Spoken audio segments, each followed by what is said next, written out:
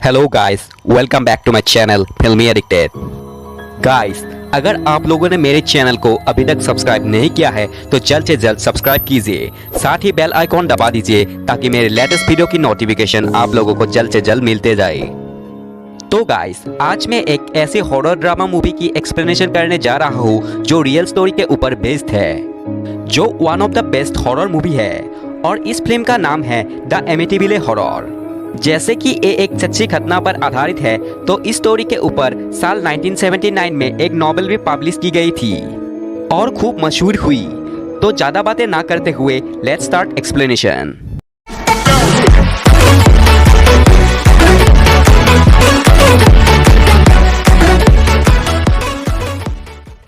तो मूवी की first scene में एक लड़के को दिखाया जाता है जो टीवी में कुछ हॉरर रिचुअल वगैरह देख रहा था।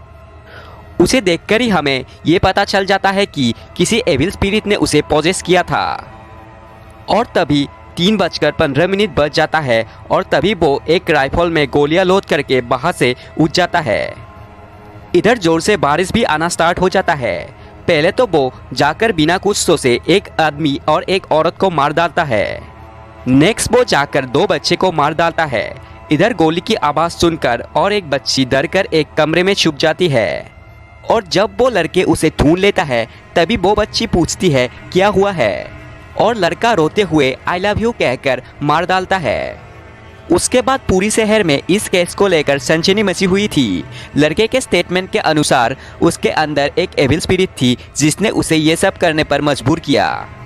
उसके बाद सीन ब्लैकआउट होकर 1 साल बाद एक दूसरे फैमिली को दिखाया जाता है। फैमिली में कैटरीन और जॉर्ज जो एक कपल है, साथ ही 3 बच्चे को दिखाया जाता है। एक्चुअली कैटरीन का फर्स्ट हस्बैंड का डेथ हो चुका था और वो 3 बच्चे कैटरीन की थी। जॉर्ज कैटरीन से प्यार करता था और इसीलिए जल्द से जल्द शादी करके कैटरीन के तीनों बच्चे को अपना करके एक हैप्पी फैमिली लाइफ जीना चाहता था। कैटरीन डेस्परेटली एक नई घर चाहती थी और वो जॉर्ज के साथ मिलकर घर देखना शुरू कर देती है।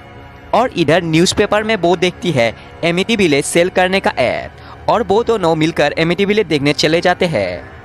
उसके बाद वो दोनों घर देखना शुरू कर देते हैं। इधर हमें किसी के साये को भी देखने को मिलता है, पर ब्रोकर देख के भी अनदेखा कर देते हैं। कैटरीन को एमिटिविले देखते ही इतना पसंद आती है कि वो तुरंत ही हाँ कर देती है, पर जॉर्ज इतना एफोर्ड नहीं कर सकता, पर कैटरीन उसे फोर्स करके राजी कर लेता है। जब ब्रोकर एकदम लास्ट में बोलती है इधर 7 लोगों की मौत हो चुकी है, तभी जॉर्ज कहता है घर किसी को नहीं मारता, इंसान ही इंसान को मारता है। अब वो लोग एमिटिविले में रहने आ गए थे। सभी बहुत खुश थे, पर बिली इतना खुश नहीं था। वो जॉर्ज को अभी भी एक्सेप्ट नहीं कर पा रहा था। हर दिन अपने पिता को याद करता है। जब बिली इस चीज पर कैटरीन से बात करता है, कैटरीन कहती है समय के साथ सब ठीक हो जाएगा। जॉर्ज एक अच्छे इंसान है। रात को अचानक ठंडी बढ़ जाती है और जॉर्ज आग जलाने के लिए बेसमेंट में चला जाता है और तभी उसे वही घड़ी मिलती है जो फर्स्ट सीन में दिखाया गया था। वो बाहर से निकलने के बाद अचानक आग बढ़ जाते हैं, जैसे कि पैरानॉर्मल एक्टिविटी शुरू हो गई हो। उसके बाद कैट एंड जॉन इंटीमेट होने शुरू हो जाते हैं। इंटीमेट के समय जॉर्ज को सडनली एक छोटी बच्ची की स्पिरिट को सुसाइड सिचुएशन में देख लेते हैं और देखकर वो डरकर घबरा जाता है। कैट के पूछने पर वो अपने बहम समझकर कुछ नहीं हुआ कहकर सो जाता है। अब सुबह हो चुकी थी। जॉर्ज की तबीयत कुछ खास नहीं था। कैट जब कुछ काम कर रही थी तभी सेल्सी के कमरे से कुछ आवाजें सुनाई पड़ती है, जैसे कि सेल्सी किसी से बातें कर रही हो। कैट तुरंत ही सेल्सी के रूम में चले जाने पर सेल्सी किसी जोडी नामक फ्रेंड से इंट्रोड्यूस कर देती है और हमें ये दिखाई पड़ती है फर्स्ट सीन में डेथ हुई बच्ची की स्पिरिट जो लास्ट नाइट जॉर्ज ने भी देखी हुई थी। कैट सेल्सी की इमेजिनरी फ्रेंड समझकर ये सब इग्नोर कर देती है। इधर जॉर्ज लकड़ी काट रहा था, तभी माइकल आकर एक लोहे का अजीबोगरीब चीजें दिखाता है और ये कहता है उसे ये बेसमेंट में मिला है। ये सुनकर जॉर्ज गुस्सा हो जाता है और माइकल को डांट कर ये बोलता है नेक्स्ट टाइम अगर बेसमेंट में गए तो मुझसे बुरा कोई नहीं होगा, ये मेरा ऑफिस है। जॉर्ज के बर्ताव से ये लगता है कि बेसमेंट से काफी लगाव हो गया है। नेक्स्ट सीन में कैट जॉर्ज से तीनों बच्चे के लिए एक बेबीसिटर रखने की बातें करती है और जॉर्ज भी मान जाता है। वो दोनों बातें कर रहे थे, सडनली उन लोगों का डॉग रिवर के पास बोट हाउस के बाहर जोर जोर से भौंकता है और उन लोगों को महसूस होता है कि सेल्सी वहां पर चली गई है। वो लोग भागते भागते वहां पर पहुंच जाते हैं और देखते हैं सेल्सी बोट के ऊपर खड़ी हुई है और जॉर्ज सही सलामत सेल्सी को वहां से ले आती है। सेल्सी कहती है जोडी उसे वहां पर ले आई है। रात को जब सभी सो रहे थे, माइकल को जोर से टॉयलेट आती है। वो बिली को बुलाता है पर बिली ना उठने पर वो अकेले ही चला जाता है। वो दर दर के टॉयलेट के ओर चला जा रहा था। टॉयलेट करने के बाद वो जब हाथ धोने पानी टैप खुलता है, पानी नहीं आ रहा था और उसी वक्त हमें माइकल के पीछे एक बहुत बड़ी स्कैरी डिमॉन देखने को मिलता है। जब माइकल पीछे मुड़ता है, पीछे गायब हो जाता है और वो तुरंत ही भाग के अपने रूम के ओर चला जाता है। इधर पैरानॉर्मल एक्टिविटी भी शुरू हो गई थी। चीजों की आवाज सुनकर जॉर्ज उठकर दूसरे रूम में चला जाकर देखता है उसके जैसे हमशक्ल सभी को गोली मार के मार देता है, जैसे कि फर्स्ट सीन में दिखाया गया था। पर तुरंत ही जॉर्ज की आंखें खुला जाता है, यानी वो एक सपना देख रहा था। वो उठकर देखता है उन लोगों का डॉगी फिर से बोट हाउस के पास भौंक रहा है। उसे फिर से शक होता है कहीं सेल्सी फिर से वहां पर चली तो नहीं गई। वो जाकर देखता है ताला भी खुला हुआ है। वो बिना कुछ सोचे पानी में जंप कर देता है पर वहां पर कोई भी नहीं था। वो बाहर निकलकर डॉगी से गुस्सा होता है। जब वो ऊपर देखता है सेल्सी के साथ वो ही छोटी बच्ची की स्पिरिट को देखता है। वो तुरंत सेल्सी के रूम में चला जाता है पर इस बार सेल्सी सो रही थी। वो इधर उधर देखता है। इसी वक्त हमें देखने को मिलता है छोटी बच्ची की स्पिरिट को एक एविल स्पिरिट ने पकड़ रहे थे। इधर कैथरीन का नींद से उठने पर जॉर्ज को बेड पे ना देखने पर वो जॉर्ज को ढूंढने चली जाती है। जब उसे बेसमेंट में मिलती है, वो वियर्ड तरीके से बैठा हुआ था क्योंकि बिली ने चुपके से चाबी चुराकर वहां पर आकर आग जलाया था और जॉर्ज को बेसमेंट में आना किसी का भी पसंद नहीं था। नेक्स्ट डे रात को कैथ और जॉर्ज डेट के लिए रेडी होते हैं और बेबीसिटर के बात करते हुए बेबीसिटर वहां पर पहुंच जाते हैं। उसके बाद वो दोनों डेट के लिए निकल जाते हैं। बेबीसिटर की हरकत से हमें ये पता चल जाता है वो एक अच्छी बेबीसिटर नहीं है।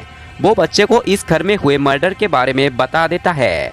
वो लोग ये सब सुनकर डर जाते हैं। जब सेल्सी कहते हैं जोडी ने कहा है वो एक अच्छी बेबीसिटर नहीं है, वो काफ़ी कुछ कहती है।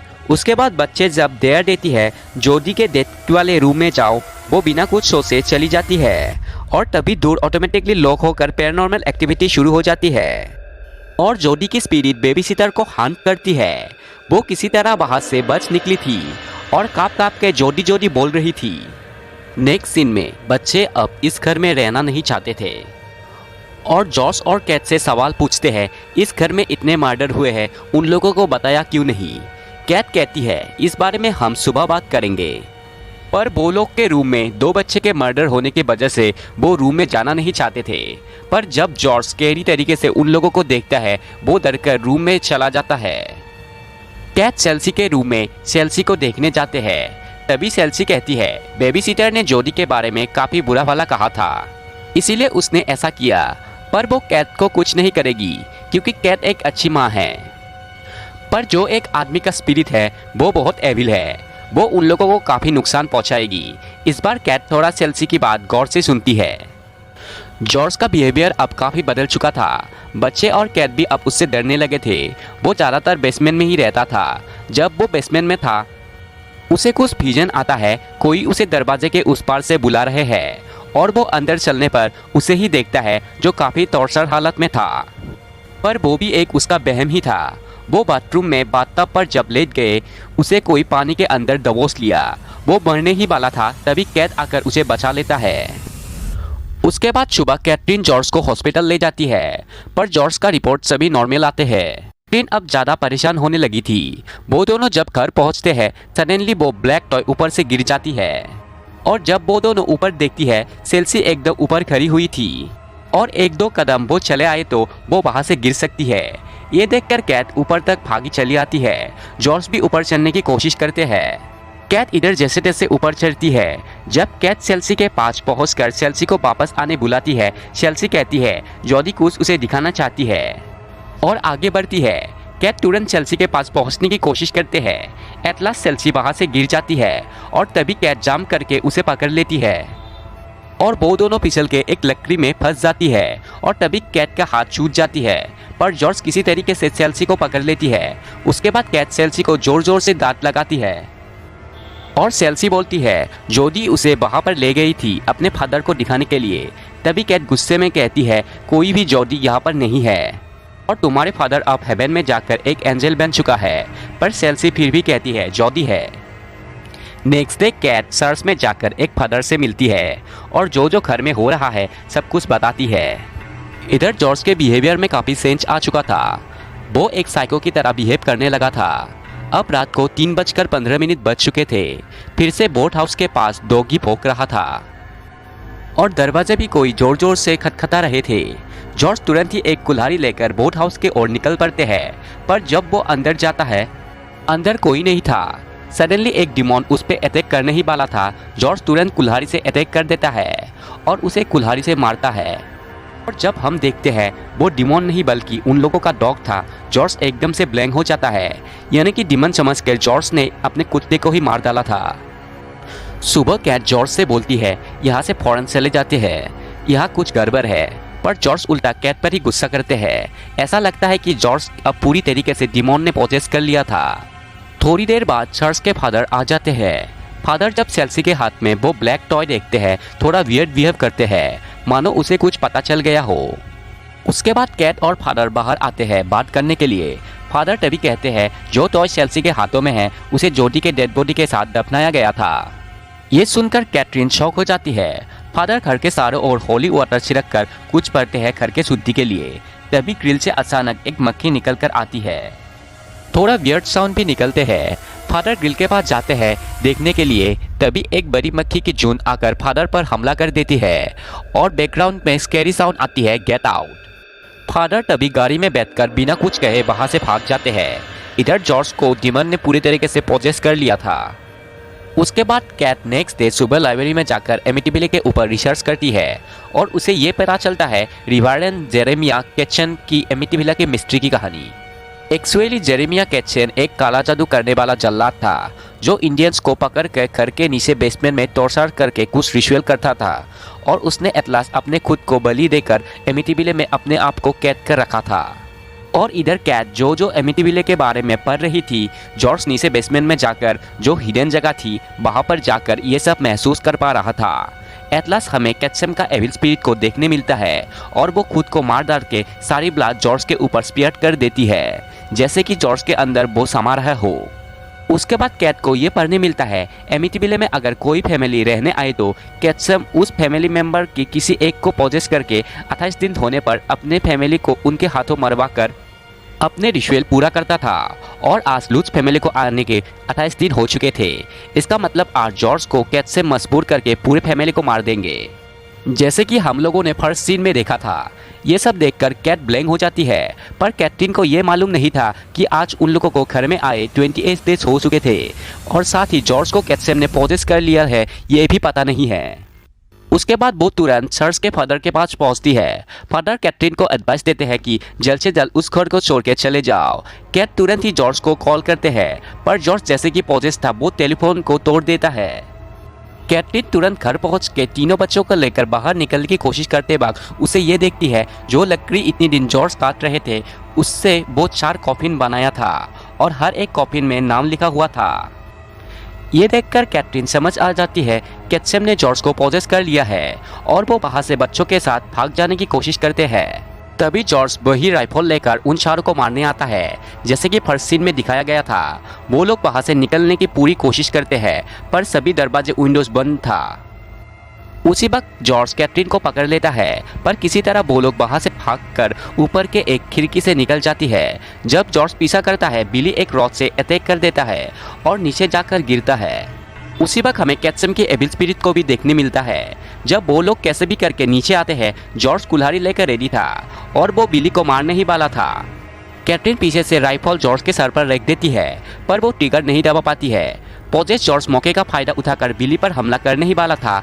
कैटरीन राइफल के पीछे से हमला कर देती है। पोजेस जॉर्ज तभी बेहोश हो जाता है और उसे विजन आता है कि कैटरीन को उसने कुल्हाड़ी से मार दिया। वो कैटरीन को खुद को मारने की कहती है। अगर कैटरीन उसे नहीं मारेगी तो वो उसे मार डालेगा। तभी कैटरीन कहती है आज कोई नहीं मरेगा और ये कहकर जॉर्ज के हाथ पैर बांधकर चारों मिलकर उसे बोट के पास ले जाते हैं। और जब जॉर्ज वहां पर पहुंचते हैं उसे शुरुआत से लेकर अब तक सारी चीजें की झलक दिखती है।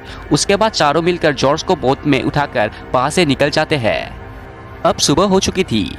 जॉर्ज को भी होश आने शुरू होता है। बच्चे उसको देखकर डर रहे थे, पर जैसे कि उन लोगों ने 28 डेज सरवाइव कर लिया था और अब वो लोग अमिटीविले से काफी दूर थे, अब सब ठीक हो चुका था। जॉर्ज अब पूरी तरीके से ठीक था और वो लोग वहां से चले जाते हैं। मूवी यहाँ पर फिनिश। ये थी एमिटीविले की सच्ची कहानी। मैं और डिटेल्स कार्य करके जेरेमिया कैट्सम की कहानी को लेकर एक वीडियो लेकर आऊंगा। आखिर उसने इंडियंस को टॉर्चर करके मार क्यों डाला था? आखिर रिचुअल से उसे क्या मिलता था? क्यों उसने लास्ट में खुद को मार डाला था? तब तक स्टे सेफ।